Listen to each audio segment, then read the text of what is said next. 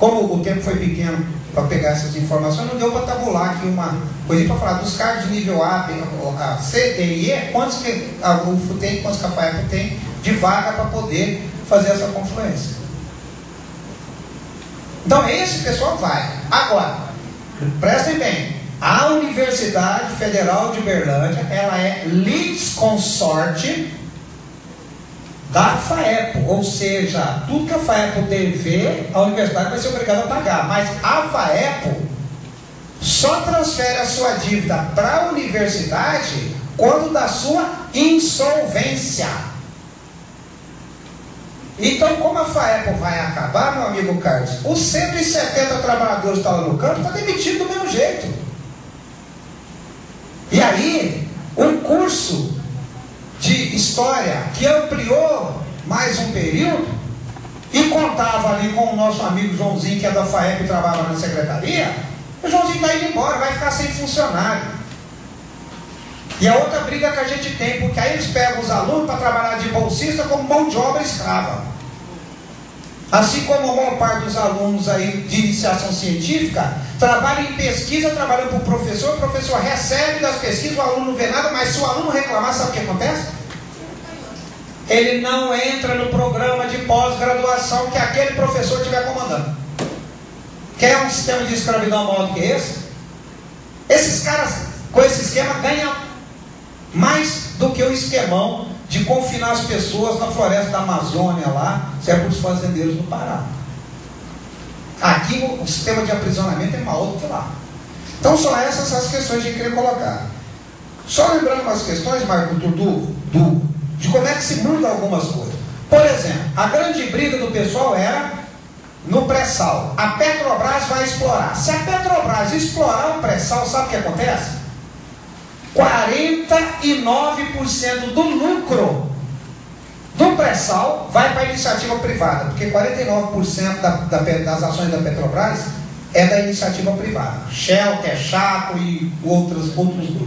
Apenas 51% do lucro do pré-sal ficaria na Petrobras, dos quais uma parte peditinha é que voltaria como investimento social para os municípios que estão na bacia do pré-sal.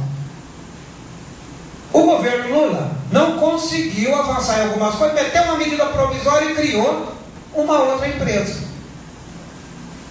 tá? Que veio de Petrobras, é a Petrosal, 100%, ou seja, 100% do lucro que tiver ali vem para a União e distribui com os municípios para as ações sociais.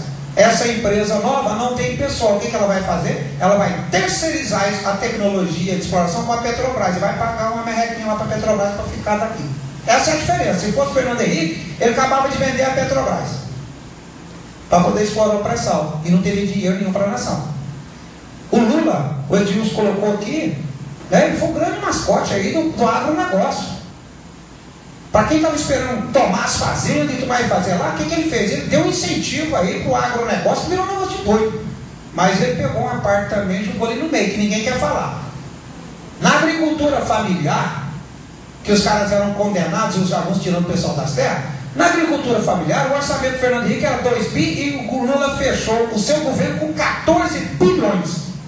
Fechou o seu governo, certo? Com a mudança na legislação, permitindo às prefeituras que tinham que fazer licitação nas grandes empresas, comprar direto da agricultura familiar e merenda escolar. É obrigado a comprar o percentual.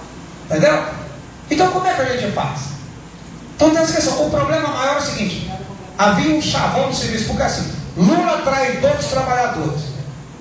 Quando é que essa frase seria verdadeira? Quando fosse verdadeiro, considerar que trabalhador era só servidor público. Que esse era o grande mote. Porque a nata do serviço público teve seus salários congelados. E o Lula investiu no piso das menores categorias. Por isso que nós tivemos categorias com 23% de aumento, enquanto a nossa categoria chegou a ter 102% de ganho real acima da inflação no período Fernando Henrique e o governo Lula, calculado pelo Diese. Por exemplo, pega o salário do pedreiro hoje, final de carreira, quanto que é? Se é 2 mil, pela inflação, pegando do Fernando Henrique até o coisa, ou seja, 16 anos, tinha que ser, segundo o IRS, 1.000. No entanto, chegou a 2.000. Isso é ganho real, que é o que o Edilson falou, recuperação do salário. Mas isso não pegou todo mundo. Isso pegou as classes mais baixas ali e tudo mais, e tal ponto, e foi colocando ali. Toda a revolução, papapá, que tem, do pessoal, vai ver quem era. Era um pessoal que nunca defendeu o serviço público, que na época lá eram as típicas de Estado de Sobresso Pereira, né? E como disse uma companheira outro dia numa reunião, é muito difícil movimentar. Como é que a gente traz o pessoal do judiciário para cá, fazer passeata com 16 mil por mês? Realmente é difícil, né? Mas quando você faz como eu, que vai lá no Pará e começa a conversar e pede uma cervejinha, um molequinho diz: o senhor não é daqui não, né? Peguei e falei: não, só um botequinho com um balcãozinho de madeira ali e tal, na beira do rio. Falei: por quê? A pessoa fala esquisito. Falei: não, que eu vim na universidade, tem um seminário ali, o cara do bar colocou a cerveja e disse: o senhor vai discutir política aqui? Eu peguei e disse: não conheço ninguém aqui. É porque aqui não vai discutir política. Falei: não, meu senhor, é porque o senhor é de sindicato. Caiu o bolezinho da CUT, o senhor é de sindicato. Falei: sim, mas não vou discutir, não converso com ninguém, vim cá só, estou esperando um amigo meu. Ele falou: não, porque o último que discutiu política aqui quebrou meu bar todinho, é por isso não conseguiu salvar ele, quase morre aqui. Um outro que tirou ele lá, porque o pessoal que estava aqui quebrou ele. Sabe por quê? Porque ele quis falar mal do Lula. O senhor sabe o que é isso? Tudo aqui, a escola que nós temos, pavimentação, agora nós temos água, temos é Lula. Eu tenho 40 anos que eu moro aqui no prédio, com enchente e tudo mais, só depois do governo. Então é por isso que ele tem 87%. Porque ao invés de fazer um programa para pegar 1 milhão de servidores públicos federais, ele resolveu atender 55 milhões de trabalhadores aí fora. Por isso que dá diferença. Então essa é a questão, Marco Túlio. É que às vezes a gente vê a coisa só pensando no meu. Né? Então, bom dia para um pode ser de um jeito, bom dia para outro pode ser do outro e outro significado. Então, para a gente encerrar aqui, eu só queria colocar alguma outra questão, que é o seguinte: essa fundação, a gente vai ter que provocar o debate, vamos ter que estar estendendo para dentro do coisa, Conselho Nacional de Saúde, né? A ADUFO, como o Edilson já colocou, o próprio antes já colocou também, que no Congresso agora eles vão estar debatendo isso. Então vai ser importante chamá-los para fazer um estudo, um debate. Tenho que desvendar, porque eu só não apresentei mais um para vocês, porque só agora é que nós conseguimos os números de manhã cedo, e não deu tempo de fazer um trabalho para dizer os cargos aqui, o que poderia ser feito. Para a gente buscar alternativas e dizer: olha, podia ter sido feito isso, não fizeram. Então, em suma, seria isso aí. Bom, vamos passar aqui para o próximo bloco. Flávia, lembrando que 3 minutos.